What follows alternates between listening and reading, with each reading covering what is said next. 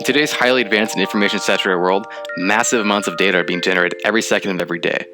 Every minute, we send 204 million emails, 278,000 tweets, and like 1.8 million things on Facebook. Google alone generates 3.5 billion searches a day. And if we burned all the data created today onto DVDs and stacked them, it would reach the moon. Twice. So what do we do with all this information? It all comes down to using big data. Big data is extremely large sets of data that is impossible for humans to sort, analyze, or otherwise make any sense of. That's why we use computers to do it for us.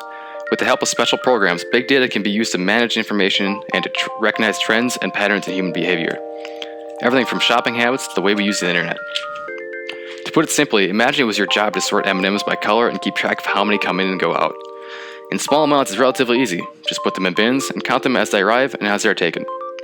Now imagine the number of M&Ms increases significantly and other candies are added. Now it becomes nearly impossible for a person to handle the task, let alone try to recognize any trends like which are the favorites or the egregious lack of green Skittles. Now there's three things we have to consider when working with big data, known as the 3 V's. The first is volume, how much information you're receiving. The second is velocity, how fast the information received. Finally, variety, considering all the different types of data. So how's big data used in the real world? Retail businesses like Target and Amazon track your shopping habits, what you buy, when you buy it, and the things you showed interest in. It's no coincidence that Target just happens to send you an email advertising their specials on exactly what you needed that week. Websites do this too. When you're on your favorite site, data is being collected on how long you spend there, what content you viewed, what you clicked on, and a ton of other sets of useful information. This information is ultimately compiled to predict what you might want to see next. In this way, big data is used to tailor the experience to the user.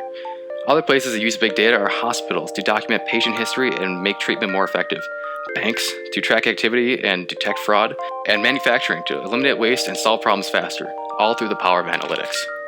So why is big data important? It's all about efficiency and bettering the human experience. It's estimated that retail stores could increase profits by 60% if they were to fully implement use of big data. And in California, a predictive policing trial has been used to effectively predict where crime will occur 3 times more accurately than previous methods. In conclusion, big data changes the way companies do business, the way we interact with the world, and ultimately makes your life easier.